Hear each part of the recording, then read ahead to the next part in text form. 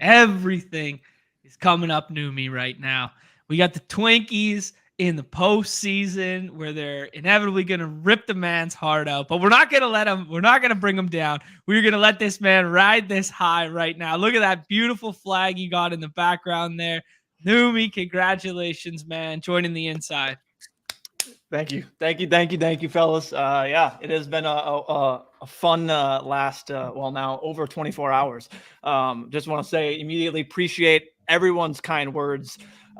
Could not imagine all of the kind words and people reaching out just to say, congrats and everything. And yeah, I simply can't thank you guys enough. And now that I'm here, it's safe to say, I know a lot of people have been wondering, what's going to happen to the BadgeBros? I know I've already checked our DMs and all that. There's been like 15 people trying to apply. It's been absolutely crazy. I'm not fucking leaving, guys. I'm not fucking leaving. Smash that mic in your head there. We're gonna make this. This is gonna be the best relationship possible. Where I can be as transparent and we can get these games to the pristine shape and keep them running because we're all here for the community.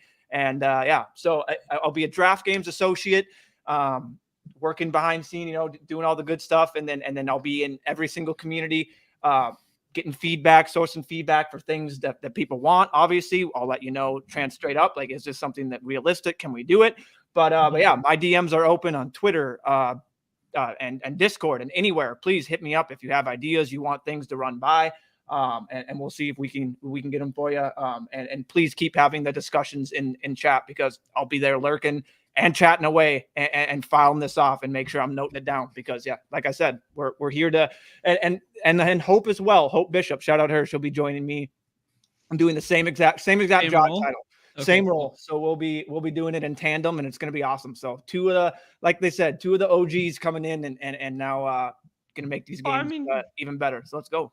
That's awesome, man. Yeah. Congratulations to you. Congratulations to Hope. The games are in good hands. I mean, like these draft games are in good hands with you guys at the helm there because just like the micro improvements we've been able to make as a community over the last, call it year and a half or whatever, just doing this show. Now imagine what we're going to be able to accomplish with someone as tapped into that community as you guys are. And then now we're pushing forward. So, I mean, it makes me real bullish on like Underdog, just the game environment going forward. So that's awesome, bro. Yeah. I appreciate it. And yeah, it's gonna be fantastic. I'm already pumped. It's been great. So yeah, but I got a little bit of bad news here is those applications that have been coming in to replace you, Neumy. There are some stellar resumes that I've been seeing in the DMs here. So as much as you don't want to leave, I mean. What did Bob send in? Did Bob send in something real? Well done. I love that, man. Yeah. I couldn't ask for a better 21st birthday present there. Couldn't ask for a better 21st birthday. Last thing on this, I will say, I know everyone likes to go to Rudman and they like to go to our boy Mamba. You can now just tag me. You can, again, just DM tag me. I'm still in the process of doing it, but I'll be that middleman. They have much more bigger battles to fight up there, so I'll be that middleman and be that, and along with Hope. So beautiful. So you heard it here first. When Nez and I are colluding, you tag Neumy to make sure these lobbies stay clean. You heard it here first. Keep me out of your mess. The immediate just trolls in the Discord absolutely had me dying last night. Like I was just all of a sudden I just burst out into a laugh, and my fiance's like, are you okay? And I'm just like, these people are just absolutely killing it right now. They know exactly the right buttons to push. It was great. Yeah. Oh, I mean, I was gonna start the show with, hey, it's Neumy's day. This guy's gone birthday. This guy's gone new job. He's on the inside now. Here, just talk about the Twins for an hour and a half and just remove Nez and I from the screen. You can include me in that segment. I love the Twins right now, and I will never learn my lesson. Clearly expect it, Nez. Oh man, let's talk a little playoff, man. We haven't talked playoff baseball. We haven't talked baseball in a minute since we pivoted to BRs on the other channel. Kind of back to our roots. Love to talk a little ball, playoff ball. Nothing hits harder, right? Neumy going to the game today. Talk about things coming up. Neumy now he's going to the game today as well. Boots on the ground. Twins. I don't want the full rundown. We'll go into that in a second. I just want boots on the ground. Is Royce Lewis playing baseball today? Yeah, I think he's DHing. Okay. Love it. Yeah, because he's got a Q tag on the site right now. One big one that I was going to lead with before all has a 24 ADP right now. Guys, he's not going to be on the roster. He is not going to be on the active wildcard roster. I don't know if that's been officially announced or whatever. He will not be playing baseball in the postseason, and he's got a 24 ADP right now. So I hope the games on the inside are as soft as the games on the outside, Neumy. Yeah, that's incredible. Yeah. I'll just say if I'm in these, Byron Buxton would have had a 11 ADP, and that tweet this morning would have just killed me. So even more. It already did kill me. It would have just killed me even more. So yeah, that's insane. That's insane. Is he really? Is Gary Mitchell not going to be on the? I don't think so. Yeah, I don't think he's going to be on the wild card roster. I saw like that came out today. It's out now. It's official. Yeah. Per RotoWire, Mitchell is not on the wild card roster. I mean, I wasn't drafting him, but like, I didn't realize he wasn't going to be on the goddamn team. Yeah, man. You got to know ball to know ball. We just got the Twins lineup. Lewis is DH. Is he hitting fifth then? Third. Ooh, that's a fun little cheeky infield stack then. If you go Polanco, Julian, and him, and get a little leverage off SP1 Gosman. Okay, we'll talk about the slate and some of that macro or micro stuff in a minute here. I want to get macro playoff picture. You guys are sick because I thought we would have some pennant to draft this morning and be able to talk through the playoff contest. And apparently not. Filled last night while the West Coast was sleeping. Unfortunate for your boy here to get some more lineups in, but what'd you guys end up? What did you like? Who do we like? Macro playoff picture. Either of you guys. How many did you end up getting in, Neumy, before you signed the bottom line? I got in 40. So yeah, nice. I got in. I used my last days and weeks to get him. Like, hey, Rudman, I'm allowed to draft these until I've sawed that dotted line. He just goes, "You're good to go." It's like as long when you get into the dark side, you can't do it. So I'm like, all right, I'm just making sure. I don't want to win BR and then have people. I got killed, so we won't even talk about that. Don't worry, there was no chance that was happening. Oh no, never a chance with George Kittle 80%, like 1.7 points. But I thought that was a great way to send me off on BRs. By the way, 80% George Kittle, 1.7 points. I mean, chef's kiss. But I did. That was Neumy. In your defense, he was my highest down tight end, and I had him at 32% or something like that. That was the nut low run out for him to have Ayuk and Samuel come back and play, and then all the intermediate stuff go to CMC, and he just played basically a blocking role. That was the nut low run out. Yeah, I said it. My process was sound, and I'll do it again. So that's just fine with me. And I mean, I think it was fine.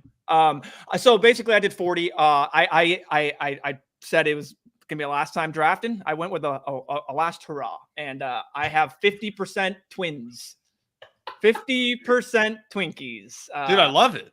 So that was the least surprising development. Like, why'd we even ask? Like, it was I don't know. Of course, I'm fairly certain I sent you guys. I'm trying to see if I can get it, but it's like there's 3 of them over 50%, a bunch hovering around the 48. We're all in on Twinkies. Just did a lot with Atlanta, the Dodgers.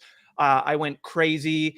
I went crazy and did some with obviously the Brewers and all that, and just kind of just, hey, but I will say people caught on. Asset, thanks a lot, buddy. Thought you were my friend. I start drafting, and he's in 3 drafts with me in a row. Sees I do Twins. What does he do? He double taps Pablo Lopez and Sonny Gray at the 1-2 turn, and then doesn't draft any more Twins for the remaining draft. He did that like 5 drafts in a row.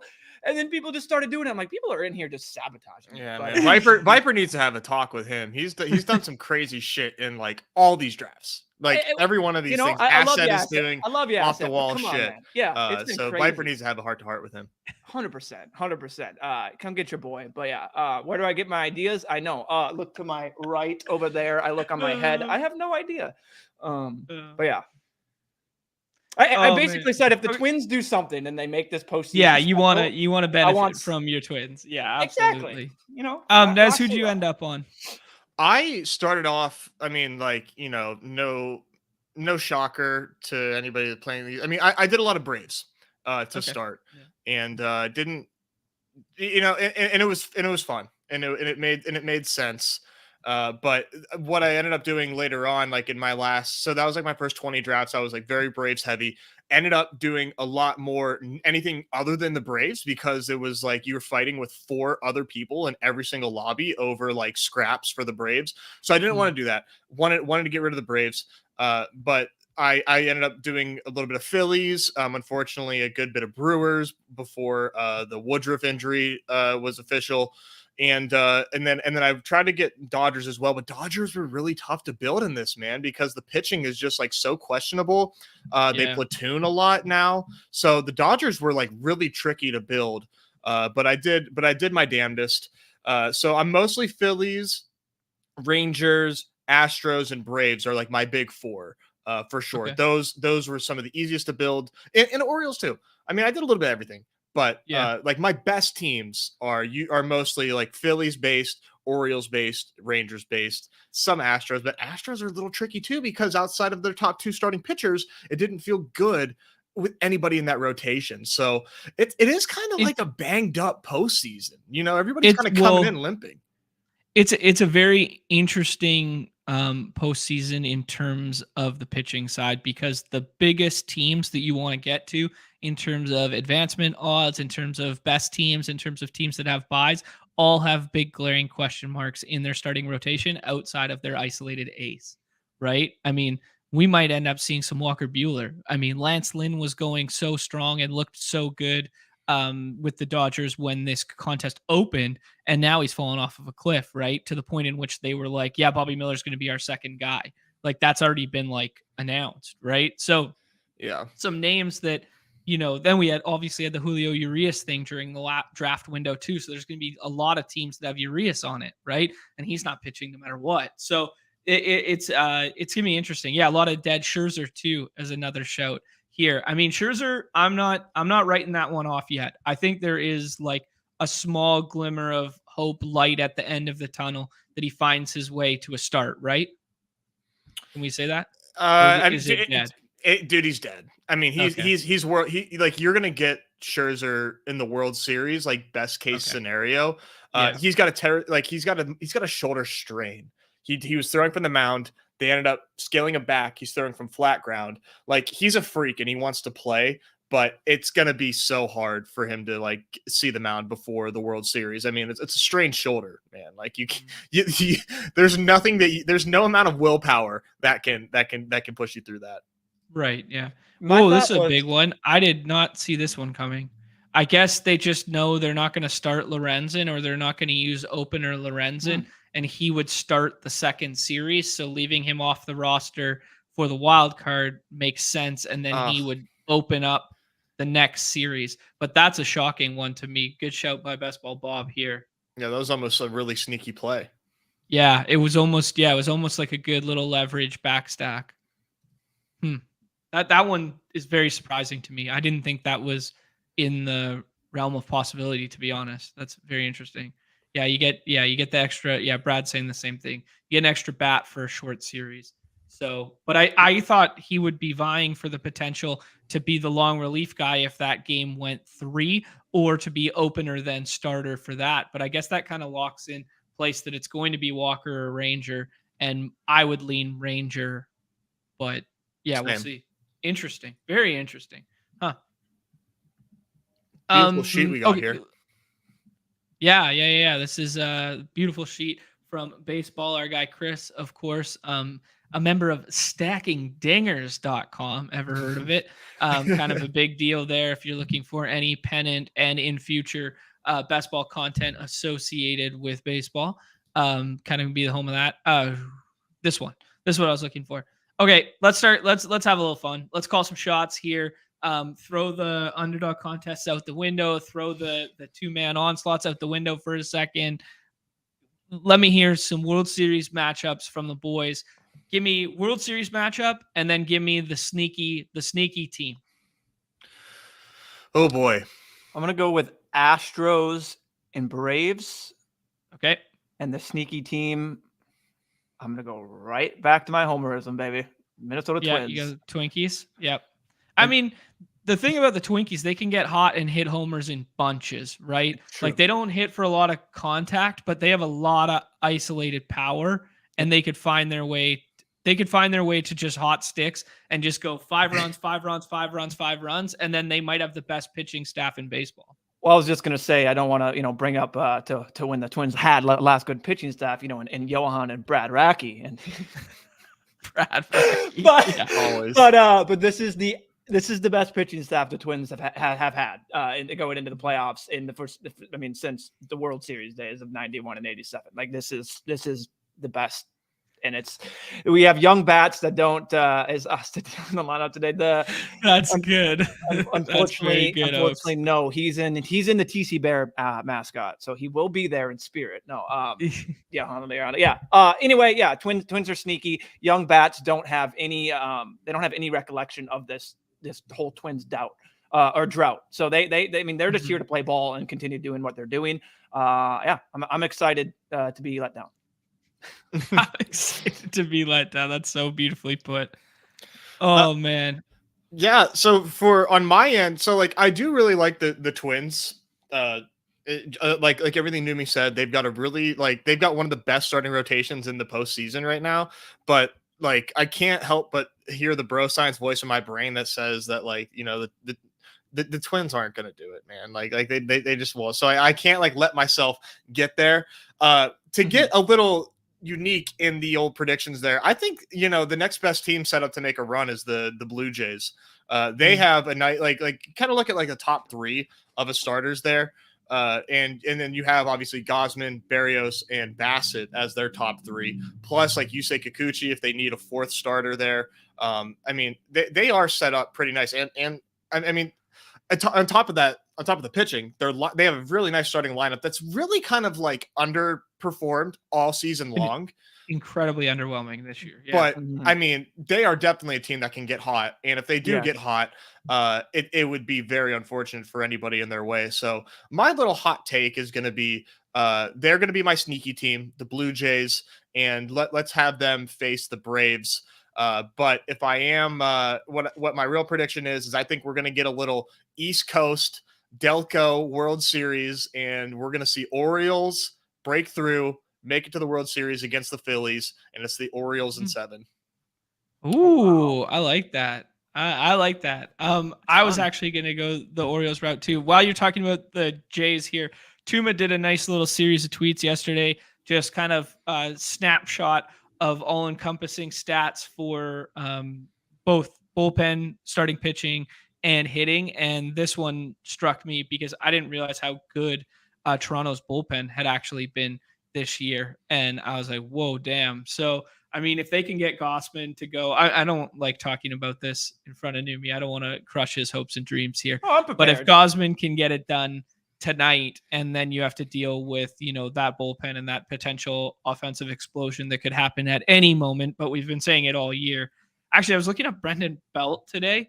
He's only got 330 something ABs. He's got 19 home runs.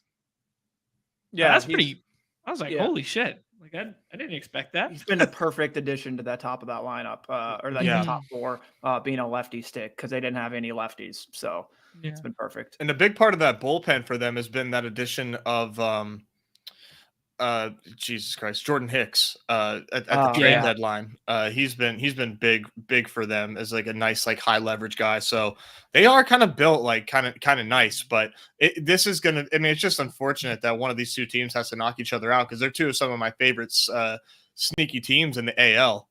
Yeah, they're fun, man. They're both fun in similar ways, where they both have lineups that could get hot and hit for power, and they both have good pitching.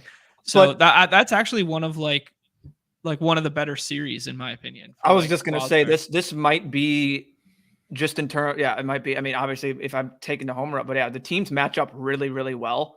And yeah, I feel like having this good of pitching on both sides, but then also looking at the bats, it's interesting. They set up really, really well. And we already know that, yeah, these Blue Jays can just, in a 3-game series, 2-game series, just get super hot, and it's the Bo show. So my sneaky one for the first round is I think Arizona gets through.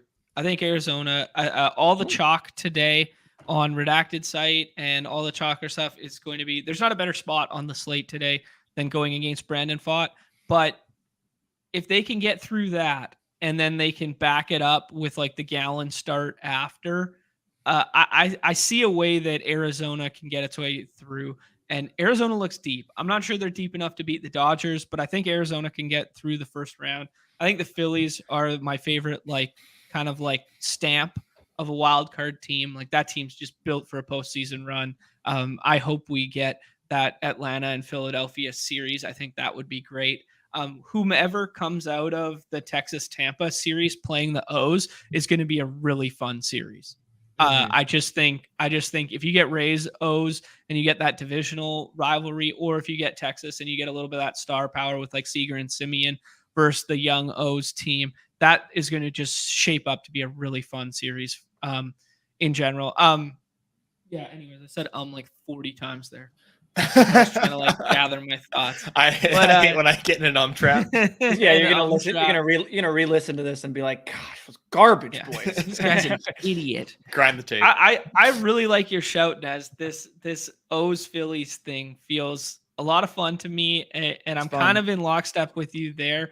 I hope the O's can get past the Astros. I'm not sure it's as realistic as I'd like to think it is, but I'm wish casting O's Dodgers or O's Phillies. That's what I would like to see. So I will say the Marlins got a little bit of a like I know their offense is probably the most suspect. I would say like if we're bringing down an offense, but like if Luzardo's on and a lefty against the Phillies, and you get I've been so unlocked in baseball. Sandy's still pitching, right? He's not on the IL or anything. Yeah. They don't have Perez, which is like a huge bummer because he was They probably won't start Sandy though.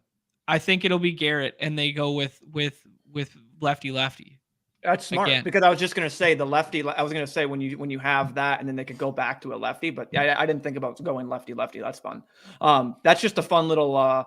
I mean, you can just see the Phillies do typical October things, or they could do what they did and just get one hit, no hit. The one thing I worry about the Phillies is like I think of them as being last year's Mets, right? Like they are like by far the favorite wild card team in the postseason. And dude, Sandy was shut down. Oh wow! Did we? Jesus Christ! No, I knew he had forearm tightness, but I thought he was going to pitch through it. The last I saw, I did not. And now Jesus. I thought he was going to pitch through it. That's my bad. Christ. UCL sprain. So Brian, they've got, well, at least like I still like Edward Cabrera as like a third starter. He could string together some nice starts, but they need to count on their lucky stars that they don't have to throw Cueto or Ryan Weathers. Yeah, good point. Yeah, I mean but still, man, it's a good shout with the Mariners because like they made like 2 excellent acquisitions at the deadline and getting Jake Berger and Josh Bell in this lineup and like turning a really mid like not good lineup into like one that has some actual pop in it. Like it's a shame that Luzardo and Perez are hurt because they could have sneaky like made some noise in this postseason. But I mean, that's the story with everybody is like, man, if they were healthy, like you better watch out. But like this line, the lineup got a lot better after those moves. Like Josh Bell has been a really welcome addition to that lineup. Yeah, for sure. Like the Bell Burger thing does really strengthen the middle of that lineup. Yeah. Yeah. And then like Brian De La Cruz and Jesus Sanchez is like guys that can just hit for pop, like just like basically ISO power. It's kind of like it's kind of like just having like 2 Matt Wallners in your lineup. Where it's just like homers or bust, and they're gonna hit fist missiles or that's it. Like that's kind of where. So if they run into a couple in that middle of that order, you could see them hanging a 4 spot real early in a ball game, right? Yeah, kind of like a less sexy Rangers. Yeah, it's a good comp. I mean, I would say different profiles, but like I really like the lineup for the Marlins. Okay. And I really like. Yeah, I would say it kind of reminds me of the backside of the Rays lineup, where it's kind of like Jose Siri would be like comp to like Brian De La Cruz. Jose Siri was like my Sorry, I was just gonna say it quickly. Jose Siri was like my favorite pick in the pennant. Always undrafted in Rays stacks.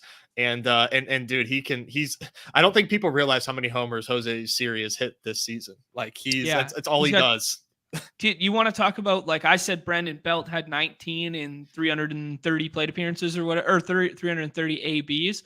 I think it was like 350 plate appearances for Jose Siri, and he had 25, 26 bombs, something like 25. That. The Rays are just I don't get it. They're unreal with what they do. I mean, dude, bro, Isak went from being the dust of dust Tigers like wasted prospect to Nezzy's like, hold on, now boy, Isak Paredes. I know the Rays. The next thing you know, it's like shit, man. Like, and they do this over and over when it comes to pitching and bats. It's like this lineup and that staff, even though I know it got hurt, but this lineup should just not be, in my mind, producing the way it is. And it's just they continue just to get more out of people than they would expect. It's so annoying. Get more out of people, and they put guys in positions to succeed. Right. Yep. Like you could say the same thing with like Eflin as well. It's just like you put these guys in positions to succeed and they find success with them. It's crazy. It's so annoying to have been right on Mitch Keller and Isak Paredes and like not win big money from it. Like it's so fucking annoying, but nothing matters now. 4.4 WAR player this season, just doing insane things. I will say, like, just in that series with Rangers and Rays, I would love I would like the Rangers to win. I think they are going to be the more entertaining team, but man, I just don't think that when it comes to being built for the postseason, it just feels like the Rays are going to 2-0 these guys. Yeah, I kind of feel similar to that. I mean, Jordan Montgomery has been really, really good with the Rangers, and he's been really good his last 4 or 5 starts out. He blanked the Mariners not once but twice in a row, I believe. Maybe they got 1 run off of him, and then he gave up 1 run in the previous start to that. He's given up like 4 earned runs in his last 4 starts or something. So he has been so nice since they acquired him. He's basically been exactly what they wanted Scherzer to be when acquiring him. It's crazy. He's become the front end huge force of that rotation, right? And and you know, projections are kind of meaningless in wild card games, but people are kind of using them. But I will say, Montgomery is free in the battle royales, and he has the second lowest team points against projection. So basically, he projects pretty well on a that's yeah. And you want a little bit of leverage. All the Rays are getting drafted in these contests, right? Everyone loves right-handed Rays versus left-handed pitching, right? Yeah, dare I say double bubble? Dare I say double bubble? Classic play the hits. Yeah, play the hits on your way out the door, eh, Neumy? Oh, they were played, baby. They were played. You know how much scrolling I did? A little too much. Oh, I love it. Oh, talk dirty to me. Okay, let's talk about the slate. Do you guys want to go? We haven't looked at the platform of the people yet. Let's look at the ADP. Just take a overarching shot here, and then maybe go a little game by game and hop in some drafts here. Let's rip some drafts, have some fun. Let's do the pitching thing. You alluded to the fact that Jordan Montgomery is not getting drafted back here. Oh, sorry, one more. We always start with weather. The golden rule in baseball. The only potential weather spot on the slate is the Twins game, but Roth is painting a pretty bearish picture of it, where he's saying, you know, late showers and maybe a late start and blah, blah, blah. Our boots on the ground, Neumy, 80 degrees. This game's being played at 4:38 Eastern time. I think Roth thinks this game's being played at 7 p.m. Eastern or something, because everything that I see and everything Neumy's been seeing, and don't let me speak for you, Neumy, but everything that you were sharing with us earlier suggests that the rain's coming like way later than this, right? Yeah. I'm pulling it back up just to see. But the thing that I sent you guys was rain is supposed to be around like 9 p.m. and it's only 27%, 30%. Now it can change. The whole Mississippi River being right here does screw things up where all of a sudden it pops up. But I will say I'm using AccuWeather and weather.com and all this. And I don't Basically, you're saying you are also taking Roth's job too. So you're taking Oak's job, Rodman's job, and Roth's job now? So you're in charge of all these jobs now? Yeah, 100%. I love it. Don't have the high-res model that he has, but I'm checking here. I guess we did just get a push up in rain, but it still says 9 p.m. 9 p.m. is the earliest that it shows here. The radar doesn't show anything coming. I mean, now with the games being as fast as they are, I said to you guys 4 hours. When have we seen a 4 hour, let alone maybe like a past 3 much longer? Like this game isn't going to be going past 7 o'clock. So I expect them to get it done.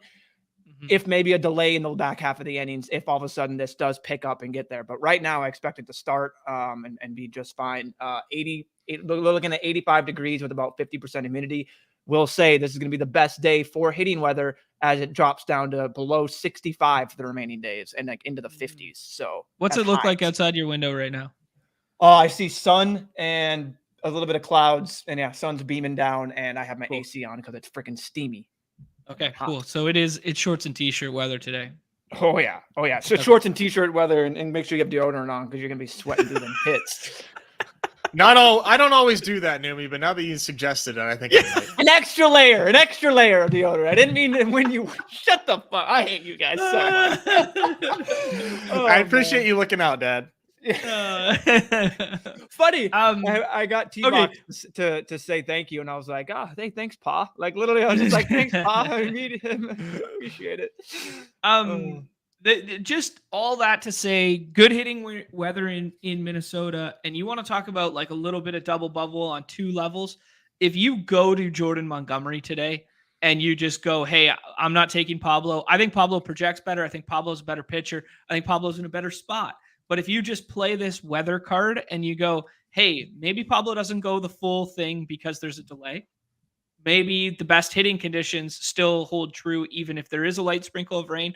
Let me go Jordan Montgomery, get some leverage off of Ray's stuff, and then let me stay clear of Pablo and then take, Minnesota bats or take Toronto bats and play that hitting environment like that and get some leverage off Kevin Gausman or off the fact that everybody's taking Lopez as their last pitcher off the board. I think there's some funky construction there that could find your way to the top of the leaderboard. That's all I'll say about weather. Yeah, it's kind of weird that Lopez is below Luzardo. I never see Pablo go behind Luzardo in my drafts, and I've done about like 30. So it is kind of interesting that is the way that the ADP is shaked out. I'm almost always left if I don't have a pitcher with Luzardo, Montgomery, and Fott, and I will rarely go to Fott. But I think that there's some leverage there with Brandon Fott because they're little double bubble, and I mean the Brewers have been hot at the end of the season, and they've got some strong lefties in there, and Brandon Fott is the easily the worst pitcher on the slate, but I think the Brewers are probably the worst offense on the slate. So I mean there is something there to be said that like, hey, if you want to take somebody that isn't being taken, I mean pitcher leverage is just damn near non-existent on any DFS site. So you don't really have to get too cute. I'm just saying it's not like if maybe you have too much of these last 3 pitchers and you're punting pitcher a lot, maybe mix up with Brandon Fott. I don't think it's the worst thing in the world. Well, the nice thing about Fott is like we talked about him through the whole season there where he was a top prospect. He does have good strikeout stuff. Yeah. If you're looking for strikeout floor, go look like, he could give you 8 Ks. He might give up 3 or 4 runs or whatever, but he could give you 8 Ks in 5 innings for sure today. Right. Mm-hmm. And on the flip side too, I will say in that same vein, I guess we're still talking about pitcher, but I was just going to say just real quick, in that same game on the other side of things on the Brewer side, Sal Frelick is undrafted and he is like in the lineup today, probably hitting in the top of that order. And that's like my favorite leverage today. Not necessarily in Brewer stacks, but like he's like my favorite one-off. I have him in a lot of different builds. You should probably take him instead of Garrett Mitchell, who's not even on the roster, who has 24 ADP. Or continue to take Garrett Mitchell and let me continue to harness my edge. That's think about me. These top three right here, I think there's like a clear line in the sand for me. It's like these guys are the top three, and then you can kind of mix and match 4 through 8 there. Yeah, I would take Wheeler over Glasnow, but that's what I was just about to ask. So rank these three for me. Wheeler, Glasnow, Gausman, I think is the way you have it. I think it goes Glasnow, Wheeler, Gausman for me. Okay, so you're Glasnow. You are a Glasnow guy there too. Yeah, okay. Through and through, baby. But either way, you guys can't make a case for Corbin Burnes joining this group or Corbin Burnes being above this tier. It's kind of like these are the first round guys. The middle tier guys are kind of through here, and then the late guys are those two. I think Burnes you could lump, if you want to lump Burnes in that top 4, I think you easily could. You could put him at the bottom of the tier, but I think if you just want to at least put him in that tier as someone that could match them 100%, I think so. Okay. Yeah, he definitely has that in his range of outcomes, but I'm not really doing it, but it's there. I should do it more. Sounds good. For what it's worth, Stochastic has like these three, the top 3 here, projected within like 0.3 points of one another. Then they have Pablo Lopez, who's like 2 points below that. Burnes is another point below that. And then Jesus Luzardo is 3 points below Burnes.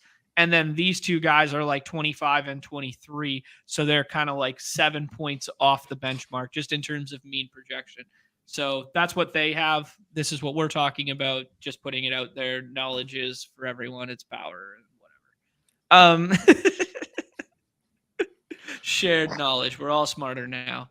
Let's talk about infield comparative. I tend to think it's a pretty balanced slate between infield and outfield. I think there'll always be the embedded outfield scarcity in the player pool, especially with some of the big names now that Bryce is infield eligible and that sort of deal. I mean, that's been a couple months now, but just in case people are just circling back for postseason baseball, Bryce is infield eligible.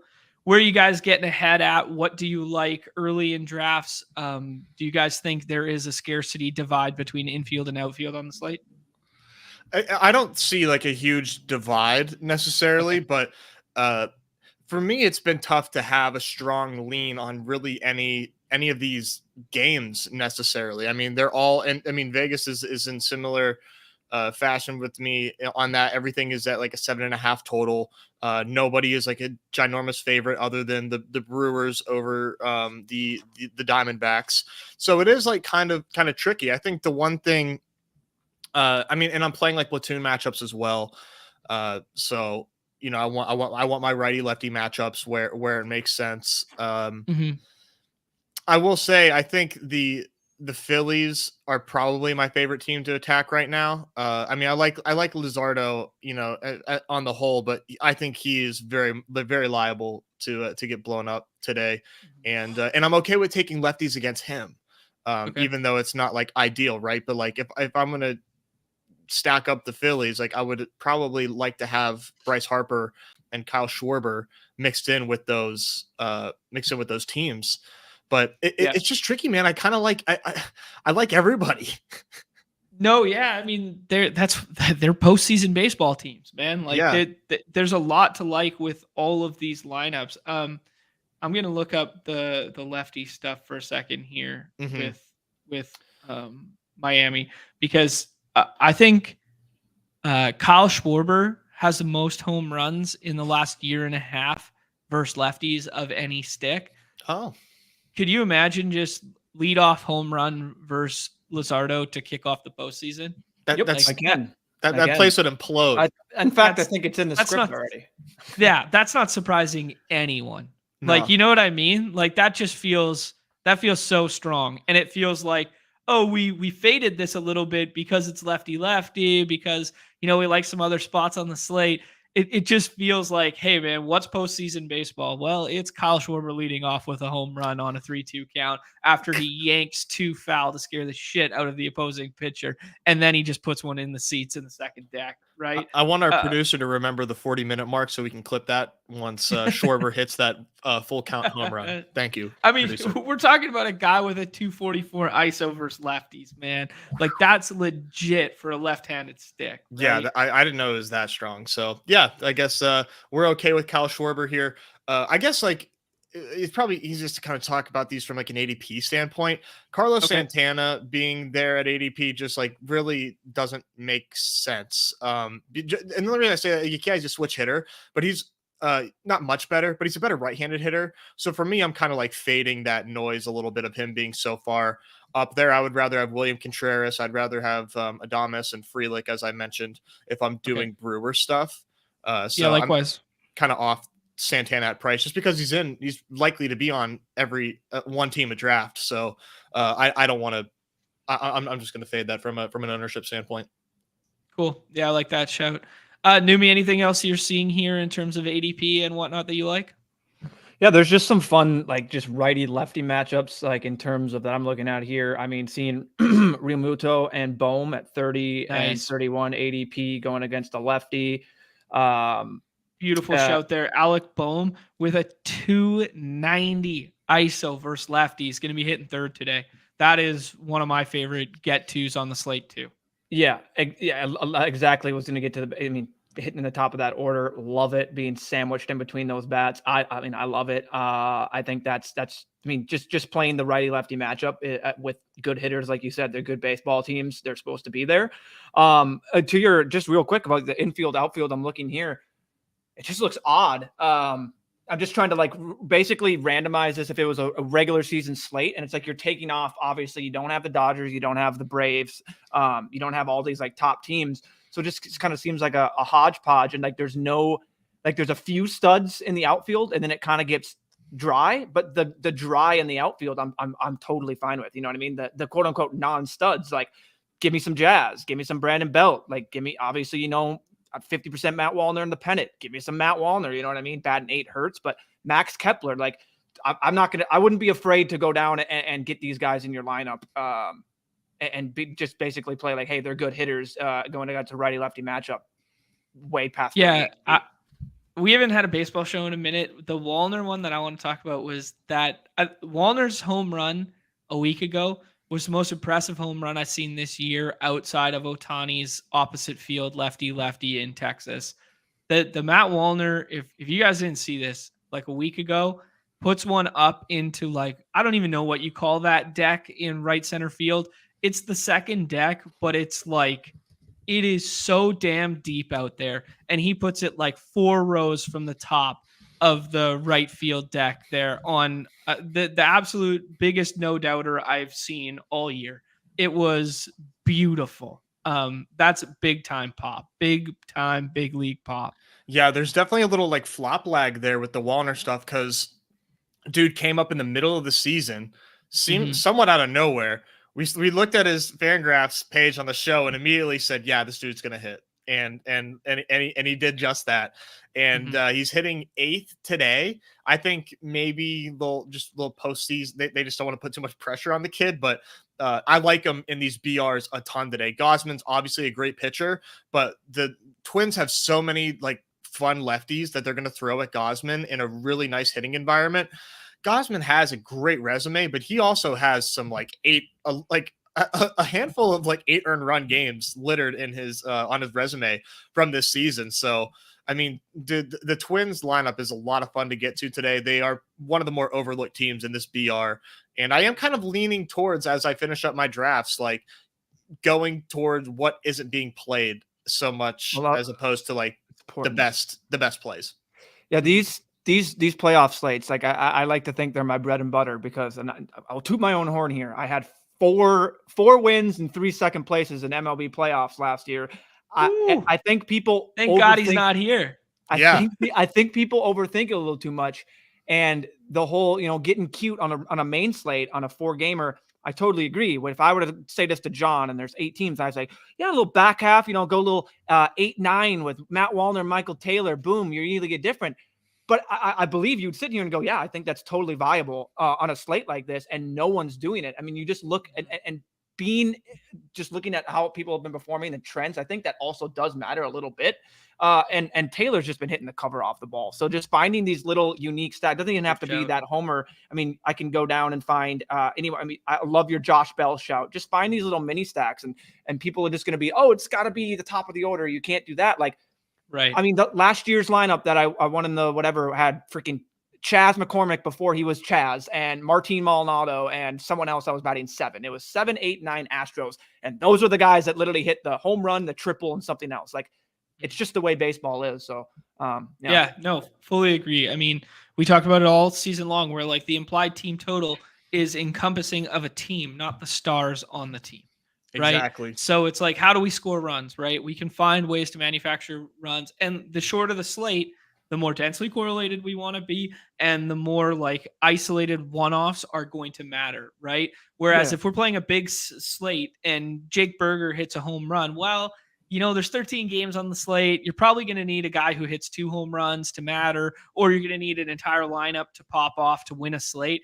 Here, I mean, if only 3 guys homer all day today because all the aces are going for the first day of a wild card series, you want to just talk about macro. If Bryce goes 0 for 3, Turner goes 0 for 3, and Schwarber goes 0 for 4, and you need the one-off JT Realmuto home run from that game environment, well, who's getting to it, right? Who's getting to that as a one-off with the 2 guys who got walks in Miami, right? Like that's the score you need. It's a good, right? So good shout.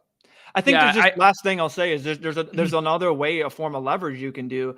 And it's really simple. And you can just leverage the top half of a lineup.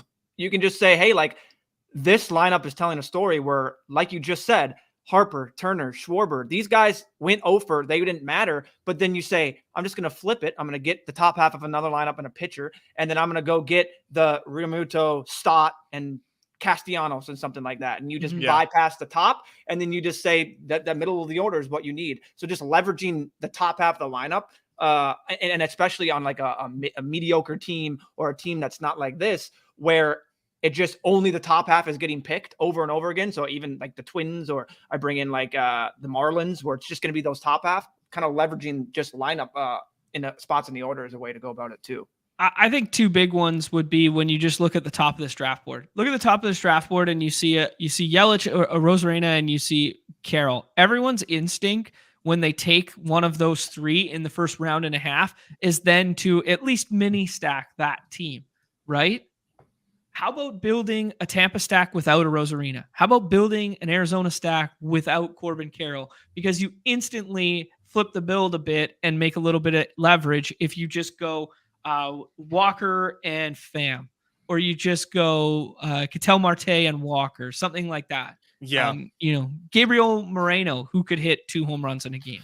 Like it's just exactly. It feels baseball, man. Yeah, it doesn't feel good to do in practice, but I mean, what's gonna feel worse, doing it in a draft or like letting the slate play out and few getting there with the Moreno, it's a good shot. Walker, Gurriel. It doesn't feel good, but like it's baseball, and you can skip so much of these, rather than NFL. When you get in here, it's like, oh my gosh, this guy didn't, you see people with 17, 20, 40, or 21 ADP, and you're in the last pick. That's totally reasonable in baseball because scrolling the F down does not matter in median points. I mean, you can just simply just call your shot. And I think that's just an important point. Yeah. Like here, we just built one with 3 ADPs north of 30, right? And I would love that lineup. Completely viable. I don't know. Run it with Glass now. There you go. You can you can kind of preset this out just by like doing a quick glance at this ADP and seeing it. Like obviously adapt to the draft board, but you're going to fall victim to everything that we all do. And like you come out with a set plan, but then all of a sudden you're sitting there and it's like, oh, well, this guy's there. I could build out another mini stack of this. It's like, well, everyone's doing that. And it's the lineup you don't want to build could easily be the lineup up top. You know what I mean? It could easily just be like, wow, this was a weird day for baseball, low scoring and here and there. And then this was the highest scoring game, but maybe that team scored 7 runs and barely anyone got to him. And it still doesn't matter. You know what I mean? Like you could be that guy that decided to get to that team just to, get your path to first. Because correct me if I'm wrong, this is a fairly large slate. Yeah, it's 4,500 There you go. Yeah, 4,500. This is bigger than we've had in a long time. So. Yeah, and they just announced too the closer for the last 2 games on the slate for a 15K slate. So 35K in baseball BRs. I mean, dare I say that we're back? But we are so back. I miss baseball BRs. Like this is what it's all about, man. It happens, man. You get to the dog days, you get to late August. NFL is enticing. You have the awesome NFL for the first. You get that breath of fresh air. You get all these weird inactives and people getting shut down and people getting put up and it doesn't matter or sent up. And now we're back. Now we're back to meaningful baseball, and there's no better way to be. I love it. Yeah. Brad's in this draft. The Freezer's in this draft. Shimmy's in this draft. These guys have been still grinding baseball all the way through. Brad has been absolutely killing it. He is, for my money, best player on the site for baseball. Yep. Been a very, very impressive season from him. I used to like to think I could go toe-to-toe with him. We were doing the rope-a-dope back and forth last year, and this year he's really put me in a body bag. He has really taken that next step, and your boy has plateaued with the content game. I really want to do something similar to what we just bro-scienced, so I'm going to take Wheeler here. And I think Wheeler might be my favorite of these 3. And I think I want to make like the on-air scroll the F down combo team here. Okay. I mean, Wheeler really opens things up nicely for you because, I mean, like, obviously, Mariners aren't anybody's favorite team to draft today, so just kind of X them out of the player pool. You've said Mariners instead of Marlins twice today, and it's broken my heart. Yeah, you have. No. Yeah, I've said it, and every time John looks at the screen and just goes like a little, just melting. How could I forget the L when talking about the hey, whoa. I'll break your heart even more, John. You thought you could go toe-to-toe with Brad. You're like, hold up, I'm going to win back-to-back slates. Brad goes, hold up, I'm going to win both slates in a day. Like, literally. Yeah. He's like, that's when I knew I was done. Oh, man, the GOAT. I hope we get the single game contest back when the World Series hits, because that's always a lot of fun, because the GMs almost never get home in that one. And I like that one because I like to do my sweaty spreadsheet shit and track my combos. So that was beautiful. That was beautiful last year when you said that. Do you guys want to do this with Schwarber here? Or do you want to do... I think it'll hurt when he has that leadoff home run and you didn't tap him. Okay. So we'll do Schwarber and Baum. Yes. Now you can just go wherever. Yeah, honestly. Okay. Sure. I like the mini stack of the ace pitcher and that elite bat. I don't know why. I don't. The same team, you mean? Yeah, there's got to be some positive correlation in my mind. I don't know if it's true, but in my mind, I'm like, this is one of the best ways to stack. Get that elite pitcher and the one-off bat, especially leadoff. That has a little pop. Music to my ears. I'd be remiss not to say Hitting Harold's ADP is up at 15 here. He is one of the best hitters flat out, period, in baseball versus left-handed pitching. I think he had the highest average in all of baseball against left-handed pitching. You want to talk lefty killers, it's Hitting Harold in the middle of that lineup. I love that. I love the price. I love everything about Hitting Harold today, despite Montgomery having been going so well. But we're not going to take him on this one because we are scrolling. I mean, we could maybe do like Harold, Isak, and then mix in some more Phillies. But I want to make a big scroll team. And let's go with you guys have a lean between Alec Bohm and JT Realmuto? It's always Bohm for me if I'm picking between those two. Well, yeah, it's always Bohm, but then it's always Realmuto when you click Bohm. So exactly. Yeah. So honestly, it's close. I think you might have forgot. Nobody runs Pierre, man. Don't worry. That's true. So Realmuto's batting 6, right? Was that it, or was I wrong there? Or they not have a lineup? I don't think they have a lineup out yet, but I imagine Realmuto is betting 5th today. 5th. Okay. For some reason I just immediately thought I saw. I'll check. I don't have the tweet machine open right now. I can check it and see if anything came out. They have him 5th, yeah. So Christian Pache in the 9 hole there. Did not think I'd see Christian Pache on a postseason roster this year. No, I did not.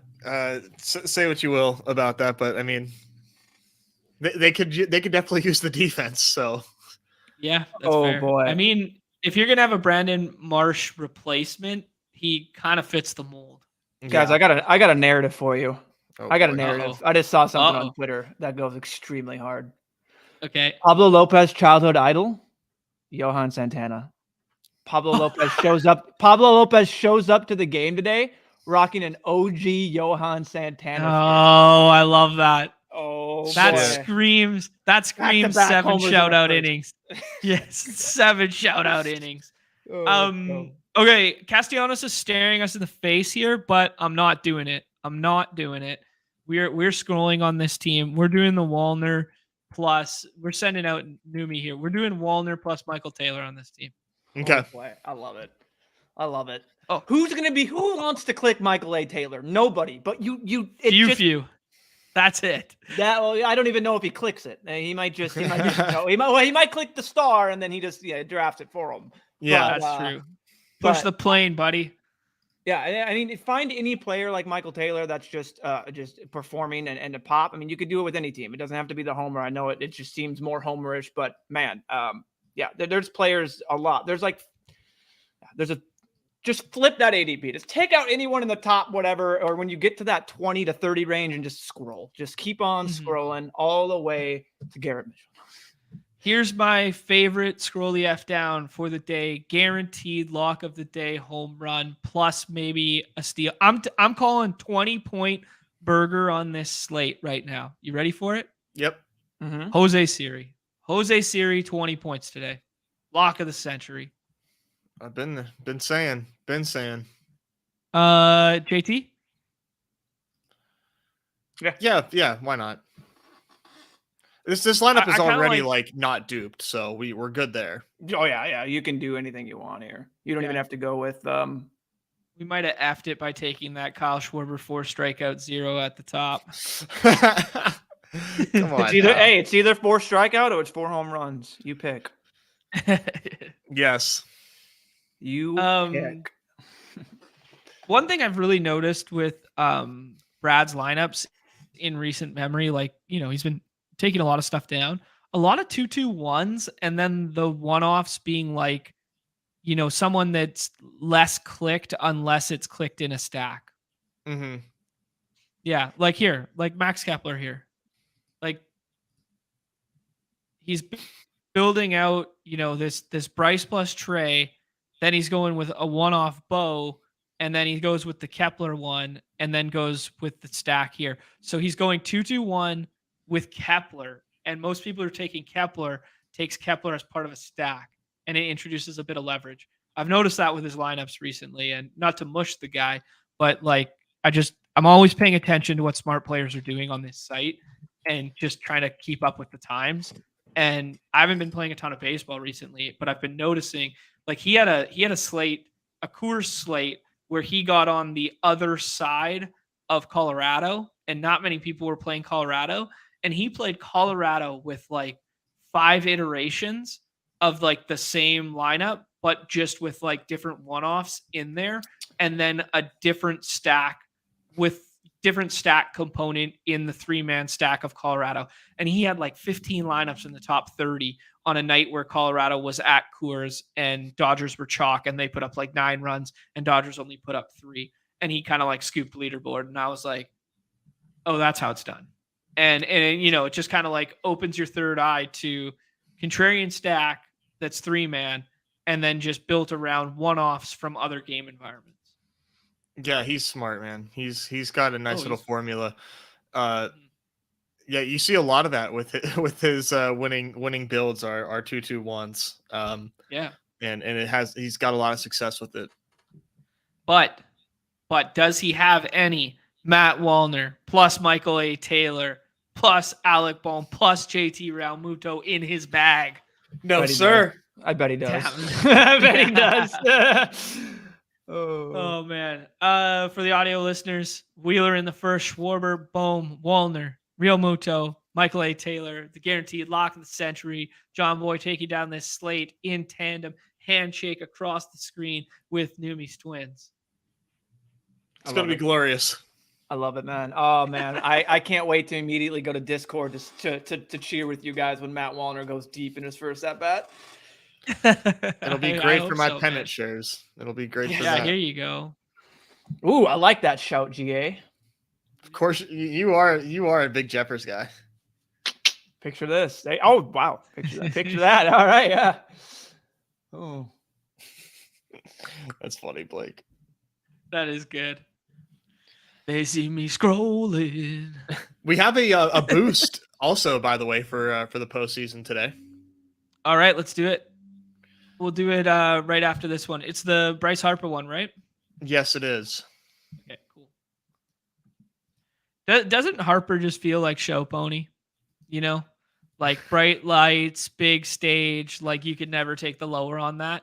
Yeah, like yeah. I don't love Bryce today. I feel like I'm wrong for that. You know? Mm-hmm. Yeah, I can't take that lower. He seems like Jimmy Butler. When the postseason comes, you like that you don't bet against him. Yeah, he has got something in him that switches the flip. Yeah, I like that shout. Oh, you're giving me PTSD to the no ADP playoff basketball slates. T-Box coming out here. T-Box coming out here and going, F you, Nez. Carlos Santana, bad ADP. Nope. First round pick for me, dog. Body bag. Wow. Should we take a picture and make a contrarian stack? I like doing that. Okay, let's do it. Let's take Glasnow for Neumy. Neumy likes Glasnow. We like Wheeler. Let's do Glasnow.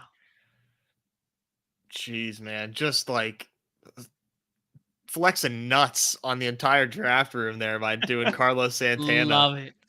He definitely had Yelich at the top of his queue. Oh, okay. He was trying to make a Milwaukee onslaught with the auto draft, and he just snap picked the other guy. I was freaking in a tweet where it was like 2 weeks ago. I forget who tweeted. He's like, "Can you guys let me know when you're out of the lobbies?" And he responds. He goes, "Yeah, when the drafts hit a player entrance of like 803, that'll be my last one or whatever." Because he's like, he's entered in every single draft. Yeah, he's planned it. And then all of a sudden he responds like an hour later. He's just like, "Oh, you're good to go." That's great. I'll always remember the way he was like pantomiming doing the cues and like auto hit the play and like at the two fingers. I mean, he's a legend. Yeah, counting how many taps. Oh, it's fantastic. OG. I kind of like trying to do a little Randy plus Harold here. I mean, you already know my brain correlation of thinking the top hitter there with the pitcher. So yeah, do Randy, and then if we don't, we could do Isak too. Mm-hmm. I would like to do. He's taking every. All right, who are you gonna say next? Willie Castro. What the fuck? Willie Castro. Yeah. I'm just saying. Garrett Mitchell. Get Garrett Mitchell in that Milwaukee stack. Man. Royce Lewis playing all the hits right. He must be that. This is a special type of build he's got going on. Isak, let's do it. Yeah, let's go Isak. I think. Oh, yeah. What do you think about getting some fish in this on this team? I mean, we already got fish in the race. I'm looking at two on the screen with me right now, so why not? Yeah, we got fish. We got fish in the room. Let's go. Let's go Marlins. Do a little Marlins. Do a Florida. Let's team. go Marlin hunting. Let's do it a 2-2-1 in honor of Brad because that's the formula. Let's do two Marlins. We'll go Marlin hunting. We're going full fishing on this one. Rays and Marlins. And then our last pick is going to be that contrarian one-off that wins us the slate. I like it. All right. Let's play a game. Name a random date in August, and I'll tell you if Brad won that slate. August 12th. August 12th? That's a fun game. For Brad. I dang it. I wasn't in August 12th. Let's try like the 14th. Just pick the day you were closest to August 12th. Okay. Yeah, 14th. He must not have played this slate because I don't see him. It's funny because he was gone. He was gone for, I think, he literally didn't play that like slate. 2 weeks to 3 weeks. He was moving. And I remember it was like peaceful. And then he comes back and then it's just immediately, he's just winning everything. And I literally messaged him like, he had to play for again? Had to pay for the new house. Yeah. Like, could you just move again? Oh, appreciate it, brother. Appreciate it. Maybe he didn't play enough in August. Blake, I love Rays, man. I can't quit right-handed Rays. I just can't do it. I know, it feels too good. Yeah. Feels way too good.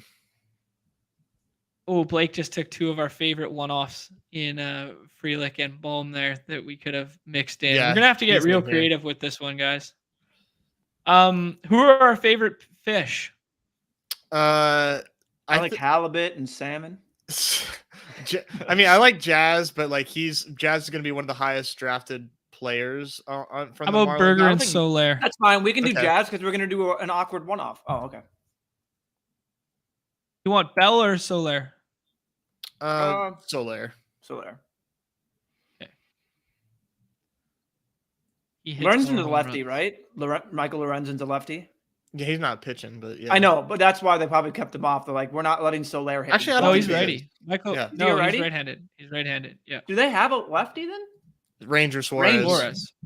But yeah. You're not pitching Ranger Suarez over Aaron Nola. He is a righty. Why do they think he was a lefty? Because I was clamoring for them. He's got the same haircut as you, though. Just haven't got a cut in a year and a half. Simple. Burger? Yeah, big time. Yep. Actually, Burger greater than cheesesteak. What'd you say? I like that so much. That's the narrative. Speaking of burgers, last night we had an early game of puck. It was like 7:30 or something like that, and then we had a parking lot burger roasting, and this guy's got like a stainless steel this outdoor barbecue that's so sweet. Never seen one before. Stainless steel, and then like a slab that goes like over it on top that turns like a fire pit into a grill. A little Blackstone action, or yeah, something like that. Yeah, like and a flat top, and then you could put flat top. So then you could put like a pizza stone on the flat top, or you could just put burgers on the flat top. And he made like smash burgers, just like put like a whole bunch of balls and then do the push down. Yeah, and we were just in the parking lot having double burgers. Like it was awesome. That's sick. Everybody chucking on the ice. Too many burgers. Post game. Okay, good. Yeah, and then from here for the night, I probably could have used it. For the Miami stuff, dude, you can you can really kind of do whatever if you want. But is this a one-off? Is Cattell there? Yeah, Cattell will be there. So we could do something weird like that where you go ahead and you get a top bat of someone there. Or you can get even weirder. Yeah, do like a Marte or Walker or anybody else got any other names? I've been doing Walker a lot, but let's do Marte. Marte? Okay. Yeah, because I think this is another example where people would want to stack Marte. You would see them go out of their way to maybe get Marte and stuff like I did that. Where, I mean, sure, he's fine as a one-off, but I just think the market would maybe want to do exactly what you just said before and just stack them up with Carroll or Walker. So, yeah, I haven't seen a lot of 6-leg parlays in these. Yeah, that's fair. Yeah, it's been a lot of stacking. That's a good shout. Let's rip one more and then take a look at the entries and then wrap her up. Yep.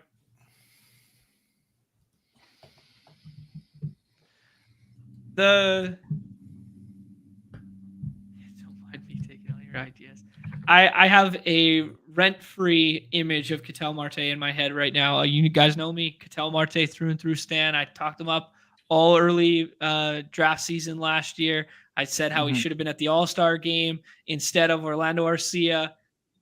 I needed him to come up in a big way in back-to-back nights there to help the Mariners by beating the Astros.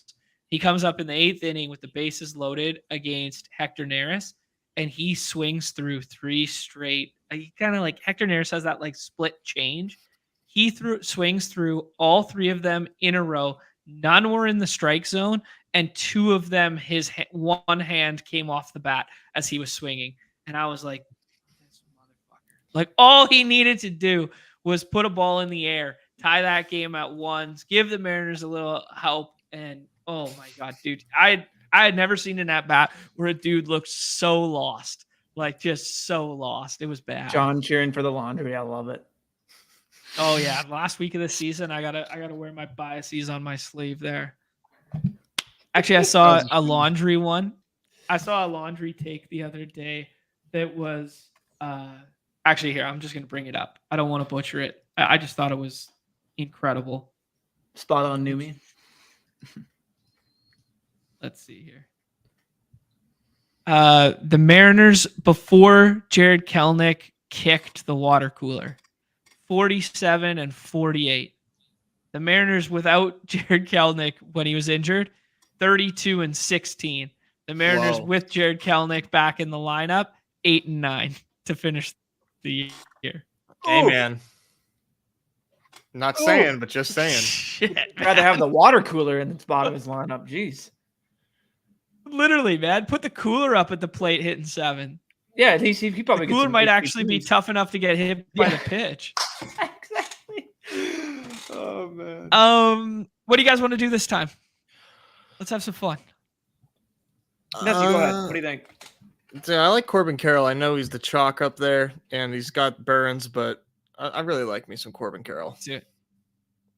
All right. Are we going to do it with a one-off or part of a stack? What if we reach for Carroll and he's like the one-off? Sure. I feel like love it. I don't know how often that's being done. Let's try that. And then we'll leave the light on for Montgomery if we need a pitcher, and we won't go Rays this time. Yes. Okay. Seager? So, yeah, like I think maybe do that, and then we'll see. We'll have to get cute after this, but yeah, I like Seager today against Glasnow. Glasnow has blow up potential. Yeah, I mean he's also got blow out potential too. As you can see with the little note on Seager there, he got hit on the wrist the other day and it looked bad. He ran to the dugout and was with the trainers and stuff like that. Then he went back into the ballgame to run the bases, and then they pulled him the following inning. It was against the Angels in the series before the Mariners series, and then he played all of the Mariners series, but he's been going a little cold since that moment. I venture to guess that Corey Seager is not 100% healthy right now, and he's playing through it. He has had a broken hand already this year. Was it broken hand this year or last year? One of the two. I think that was last year. He had some. Yeah. He had some shit this year, but I don't think it was a hand because he came back and and demolished the baseball.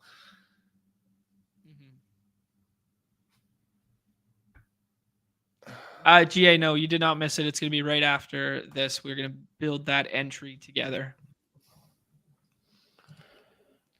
Okay, so Neumy, we've got Carroll and Seager so far, and that's hot. It's pretty hot. Why don't we do Simeon and then find ourselves to a back stack that involves an outfielder that's a 2-man from another game? Yeah, let's do that. And Seager was a thumb, by the way. I heard you guys. Pretty sure it was a thumb, right? It was a thumb this year, right? Wow. Geez. Or after the hit.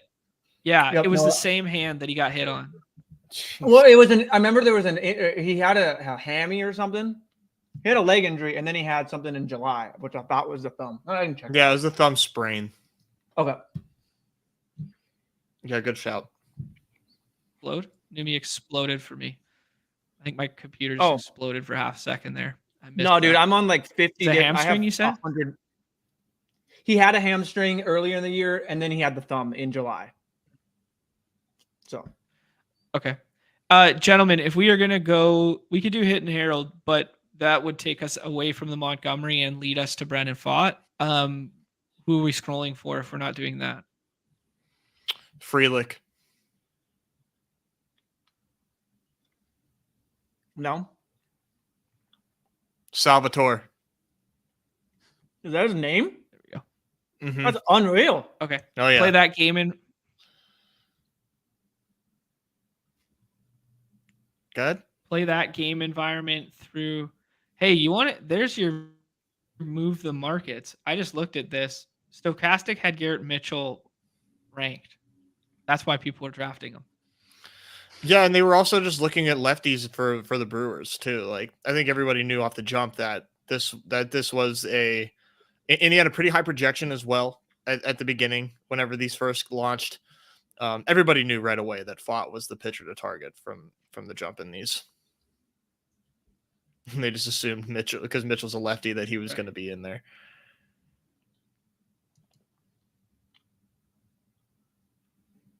Oh, that's not how you spell Milwaukee. You were so close. Mm-hmm. Yeah, after this, it's pretty shitty. It's rough so sledding. But I don't know if we're going to see Rowdy. Yeah, man. He was one of the most disappointing players in season long this year. Oh, for sure. So disappointing. Roster resource does not have him on the roster, so never mind. Canna, they have Canna penciled in as the cleanup. Donaldson is on this team. Surprise. Oh, Josh Donaldson. Reinvigorated Josh Donaldson with the Brewers, baby. I would say Canna. Let's do Donaldson. Okay. It's against my principles. Honestly, my computer's like so slow right now, and it's like lagging all over. I don't know what's going on here. So it's making it really hard for me to click things in time. I'm going to have to refresh this. Sorry, we got Gumby. The team is complete. My lineup is set. There we go. There we go. Now we're back to business. I just had to give it the old off and then on again refresh there. That's a beautiful for the lineup. audio listeners, Corbin Carroll, Corey Seager, Marcus Seaman, Sal Frelick, Josh Donaldson, and Jordan Montgomery. What a team. That's what you need right there. I was getting hacked, man. It's true. The robots are coming for me. Too much scrolling, and all of a sudden they're just like, okay, here, hold on now. There's plenty of people up here to pick. Yeah. There you go. Rowdy not even being on the roster. That's wild, man. That is wild. Talk about a fall from grace. Holy smokes. Yeah, there's going to be interesting decisions here for Brett Boy talking about his favorite team in Slam Diego there. It's going to be really interesting decisions to see what happens with Soto and Snell, etc. I mean, I don't really give a shit about Melvin or Trent Grisham, but yeah, I mean, like the Snell is going to be, it's not a great free agent class this year. I was doing a little like early look at it. It's not I thought it was great. A good year, and that you don't think so? This one? Yeah. Oh, maybe I'm mistaken. Maybe I'm mistaken. Maybe it was last year that wasn't great, and then this is the great year. I mean, who do we got? For my money, I like it. I mean, Shohei Ohtani. Okay. Blake Snell. Well, yeah, Sonny Gray, Aaron Nola. Yeah, Snell. Giolito, Montgomery, Lorenzen. I mean, like these guys are going to get paid.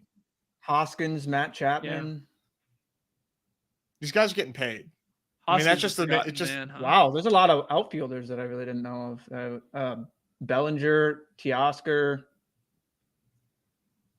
Yeah, there's some pitching too. Crazy. And maybe Josh because I'm dreaming about the Pirates signing like one of these guys. But yeah, I mean, for my money, it's Deese.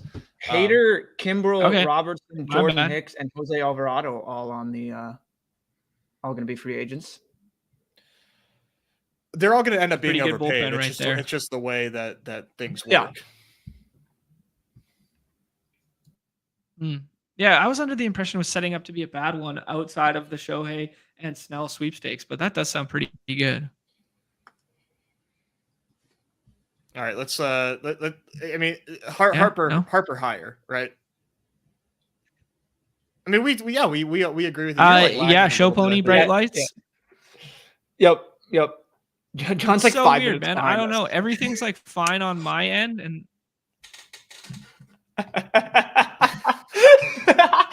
oh man, this is back to the OG days. I love it. This is here. Take over. Push through. Okay. Nez, you gotta take over on the pick'em.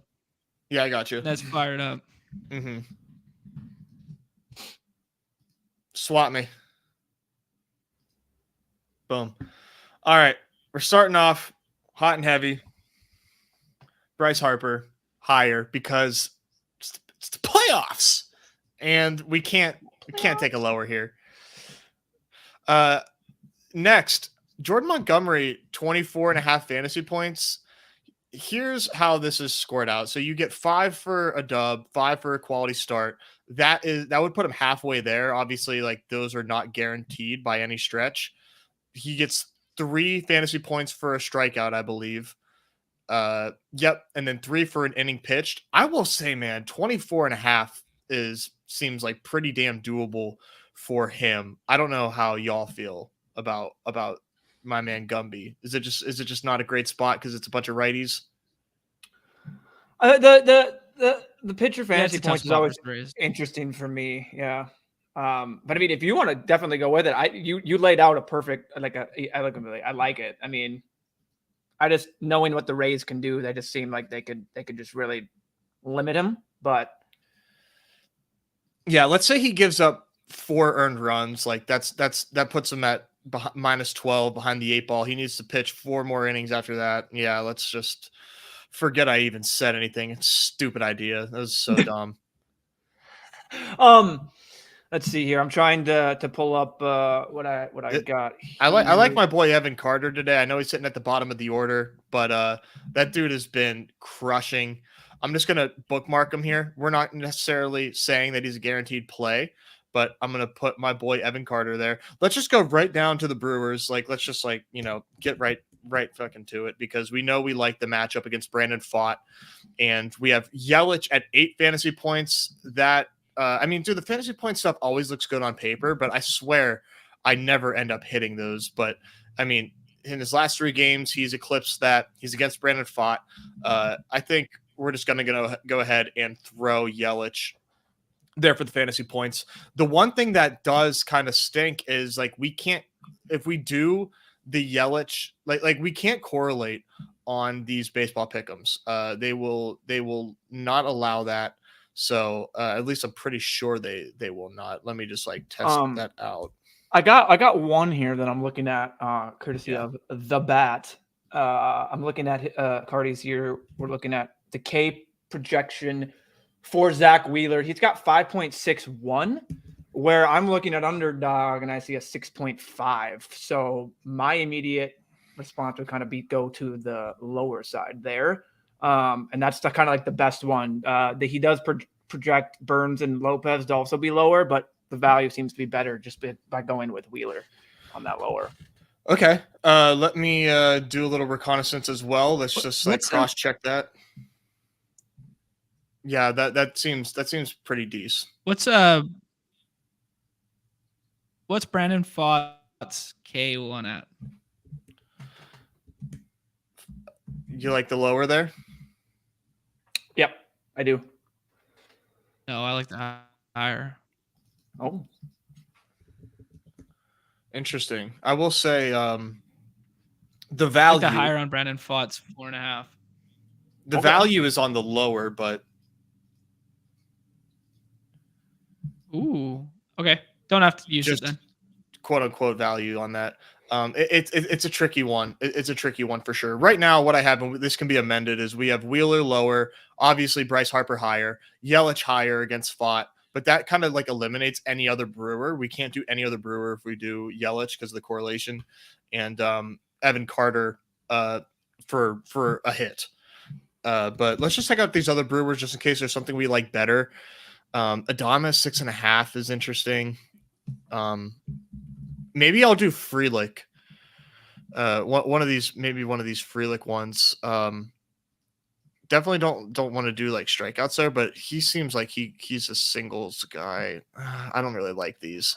1.5 hits, runs, ribbies would probably be the only thing I would do other than the 8 Yelich fantasy points. So any other shouts that you guys want to look at here? We can take a look at these. Donaldson. Oh, what's Donaldson? Donaldson spicy RBI. We can't do it with an already boost, but we'll do one after, and we'll throw Donaldson in there. Right. I'm just putting Carlos it on Correa the radar. only has a higher low of 6.5. Something's crazy wrong with my stuff. Really? Yo, something's crazy wrong with my stuff. I don't know what's going on here. You guys close this bad boy out. Just sit there and smile. Smile and wave. Sit there and look.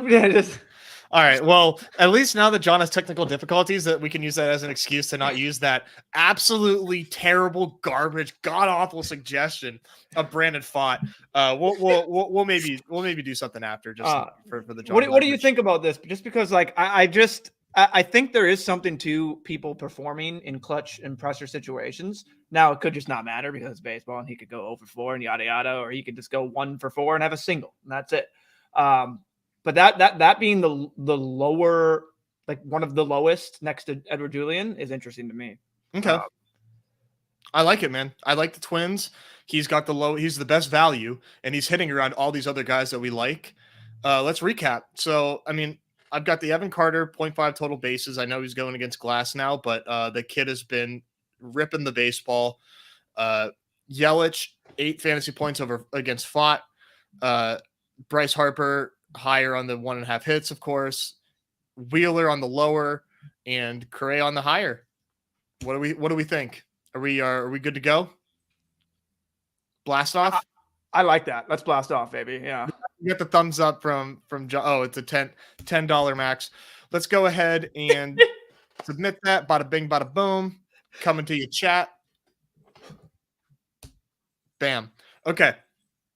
Let's do one with our one of these spices, and then we'll go ahead and sign off here. John mentioning the Josh Donaldson ribbies on the higher for the spicy. I don't like Josh Donaldson, but you guys like him, and I trust you guys, and we like the matchup against Arizona. I will say, like, just to reiterate, we're not going to be able to correlate with that, but that's fine. We might be able to do maybe we can do something. I don't think you can do these, but correct me if I'm wrong. More likely than not, let me just do like a $1 test. Yeah, no. Yeah, they've really locked it down, the baseball correlations there, so it's okay. We'll do a little we'll mix it up here. So anything that you guys like along with Donaldson here, the Rays, this matchup is like interesting to me. What if we do another spicy one there at Hitting Harold? Which, okay, you want to do the Harold ribbies? We could just make a big old spicy one. Now that's for John and his thumb, baby. That's for the thumbs up. Okay.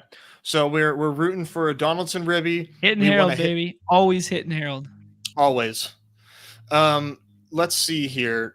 Dude, these Twins ones are speaking to me. Dude, Matt Wallner, higher, lower, a half a total base. Oh my god! Now I don't have the lineup in front of me. I think he has some of the most pinch hit risk of everyone there, just because of the lefty matchup if they decide to do that. And so I will say that batted 8, but I don't know where Willie Castro is in because there's all other. So that is just the one thing where he could get a pinch hit risk. Okay, so what about your boy Jeffers? Because he's the catcher.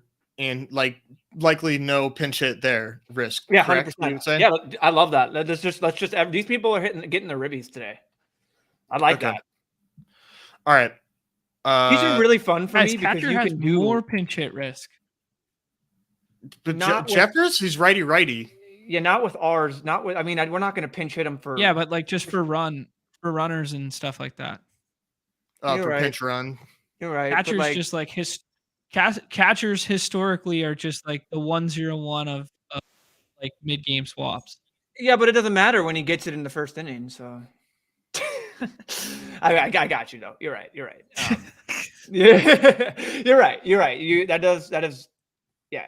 I mean, I just think with the righty, like he's like, who's he getting pinch hit for? Like, who's coming in that they're going to pinch hit him? He's already got the. It is the run though. If he does get on and it's a late situation game, and they do need to, then they can just put Vasquez behind the plate. It's because every single team has 2 catchers. But they already have the righty. Carries 2 catchers, so it's the easiest. It's the easiest one to swap for. No, it has nothing to do with the matchup platoon. It's always the easiest position to swap to when you run like a double swap or something like that. When Ryan Jeffers hits an RBI, I want a refund. Game. I'm just gonna tell you right now. When Ryan Jeffers hits in Matt Wallner, you're gonna be saying I'm sorry. All right, if we're not gonna do that, then I will say I'm sorry then. Let's. This is the greatest end to a show ever. I need another spicy. Then we're all right. What game should we look at? So we're looking at Tampa Bay, Texas, Milwaukee, Arizona. Let's go to Philly. What do we got here in Philly? Okay. What's our boy? Do we have our boy Realmuto? Okay, so we got Realmuto there. For RBIs, but that brings in the catcher again. So, but Realmuto can run. So that's the only thing is he's not getting pinch run for. They're not taking out Realmuto. I know. He's one of the very few. I mean, Kyle Schwarber has a higher RBI, and that's just a home run. That's just a first inning home run, is it not? That's all it is. First inning home run, and it's 1.75 on the higher. I can't believe he's got 1.5. I mean, I know he strikes out a lot, but I like his ribbies. Yeah, I think that's fun. I mean, John already pictured this first inning, 2-1s, 2 deep, foul, and then gone. I want to do a really crazy non-financial advice spicy. Let's get at least one more spice them up in here. Let's go towards who haven't we hit yet here? Let's take a look at Arizona. Do we have to? No, it's okay. Carroll's stolen bases, man. I'm into that. Interesting. But, John, what are we thinking of Carroll stolen base? Thumbs up.